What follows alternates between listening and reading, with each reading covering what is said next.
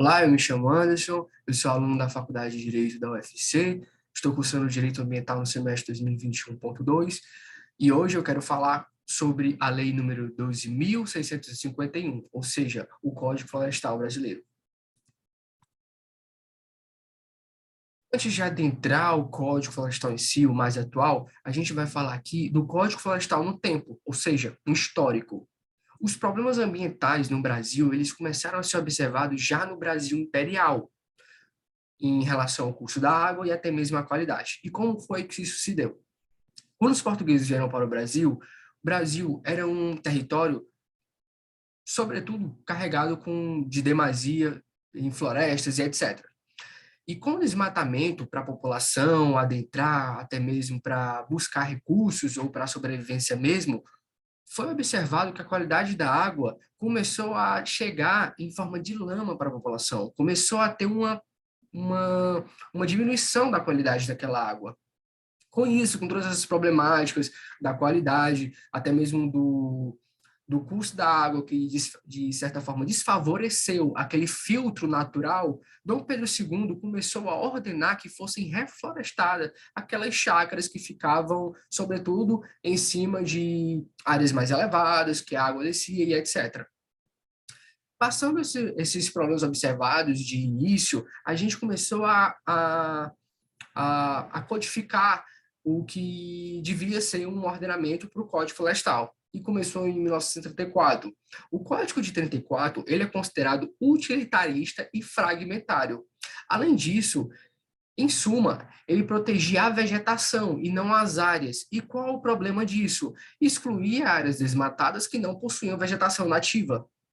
Além disso, tinha problemas indenizáveis, ou seja, não era uma obrigação ao proprietário, mas sim uma indenização que aquele proprietário tinha que pagar. Não era algo assim que ele, olha, eu tenho um dever de restabelecer aquela área lesada. Não, ele simplesmente deveria indenizar o que ele lesou naquele ambiente. Passado o Código de 84, que hoje é considerado um código simples, chegou o Código de 65, que até hoje, a gente vai entender por que ele é considerado um código abrangente e protetivo, no sentido de ele fez o que o de 1964 fez de forma ineficiente e ele faz mais do que o atual ele faz. Ou seja, o que o de 2012 deveria fazer, o de 65 faz, sendo que o 2012 era para melhorar, para retificar algumas coisas que tinham do de 1965. Mas, enfim, o de 65 ele ampliou as áreas de APP e reserva legal, por meio de medida provisória em 1989. Ou seja, ele aumentou mais ainda o seu poder de abrangência e aumentou mais ainda o seu poder de proteção. Mas o que são as APPs, Anderson? As APPs, elas são áreas destinadas a preservar o equilíbrio ambiental e geológico, garantindo uma biodiversidade, por meio da proteção de áreas que são mais sensíveis. E essas áreas, elas podem ser tanto rurais quanto áreas urbanas. Já a reserva legal, elas são porções do território voltadas a cumprir uma função socioambiental da propriedade, em contraste com a APP, rural, a fim de promover um fluxo gênico e a preservar o ambiente. Como eu disse, é destinada exclusivamente para o âmbito da área rural.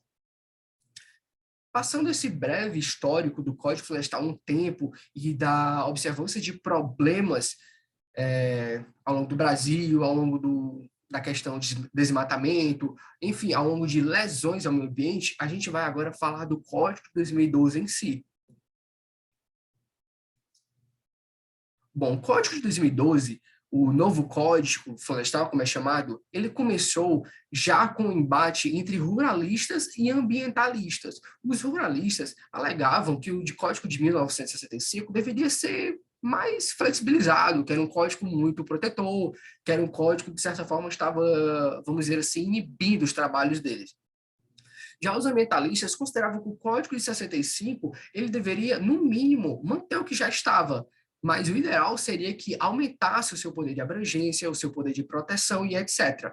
Dentro desse movimento, desse conflito, surgiu o movimento Veta Dilma. O movimento Veta Dilma foi algo assim, de grande abrangência, algo que chegou a diversas pessoas, algo que ocorreu para mudar em si o plano, o projeto do novo Código Florestal. O veto Dilma ele foi acatado por pessoas famosas, passou em jornais, manifestações e etc. Enfim, o que foi que aconteceu com esse movimento que teve um, um grande valor social, um grande valor e etc. Aconteceu que a presidente, na época, com o intuito de olhar tanto para ruralistas quanto para ambientalistas, ela vetou, para dizer que vetou o código, porque as pessoas estavam pedindo isso, se ela não fizesse, enfim, o Brasil inteiro pedia para o veto Dilma, ela vetou algumas partes, mas ela também olhou para os ruralistas. E os vetos que ela fez não foi um veto que foi tão eficiente. Especialistas falam que esses vetos, eles até prejudicaram o que o código, quer dizer, prejudicaram o código que já era ruim. Vetou partes que eram boas e que agora estavam preservando ainda mais os interesses dos ruralistas, que, por sinal, o novo Código Florestal, desde seu início até o momento que ele foi aprovado, é um código de ruralistas para ruralistas, basicamente.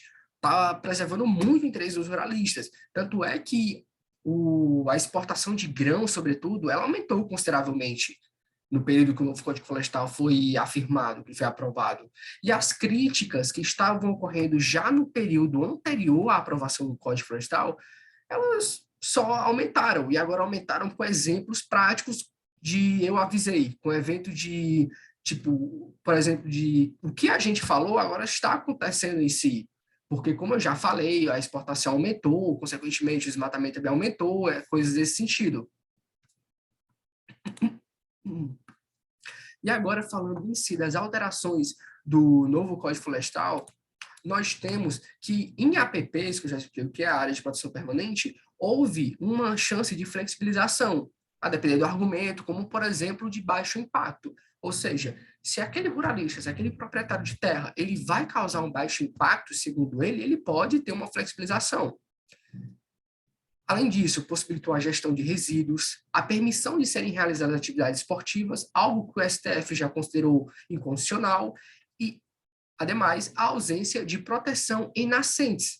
E se a gente quiser falar de uma perspectiva de governo, de favorecer o governo, a gente tem que nessas áreas foram, a partir do momento do novo código,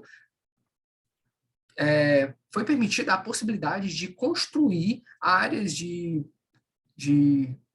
casas habitacionais para pessoas de baixa renda. Ou seja, a área que antes não podia ser, não era tolerável que fosse construída esse tipo de coisa e etc., por ser uma área de proteção permanente, agora é.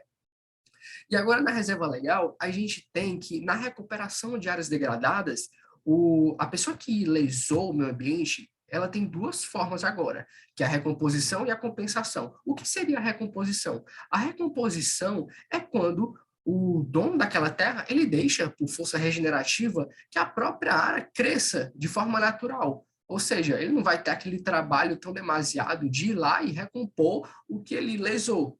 Ele vai deixar que forças naturais de regeneração favoreçam aquela área. Ele só não vai mexer mais, porque ele já lesou e ele já está com problema. E a gente tem na compensação a perspectiva de que, se eu lesei o ambiente, eu posso, em outra área que não seja aquela, mas que seja do mesmo bioma, colocar, regenerar lá, plantar lá, para, de certa forma, compensar o que eu fiz. Ou seja, naquela área que eu tinha, eu lesei a reserva legal e agora eu vou poder usar aquela reserva. E em outra área, eu vou colocar uma reserva legal lá e pronto, eu estou livre, eu estou, de certa forma, lícito. Só que qual o problema dessa compensação? Ela ignora as condições diferenciadas de cada bioma e, além disso, a preservação dos ecossistemas locais. E, em outras perspectivas, o novo código, ele alterou também que ele trouxe a anistia no artigo, estabelecido no artigo 61A e artigo 66, para pessoas que estavam devendo crimes ambientais, por exemplo. Além disso, a suspensão da punibilidade para pessoas que cometeram crimes ambientais. E essa suspensão, basta o ruralista, o dono daquela propriedade, que ele vá aderir ao plano de regularização ambiental, o PRA, o PRA, que esse plano ele visa adequar as propriedades rurais ao novo regime jurídico. Basicamente só isso.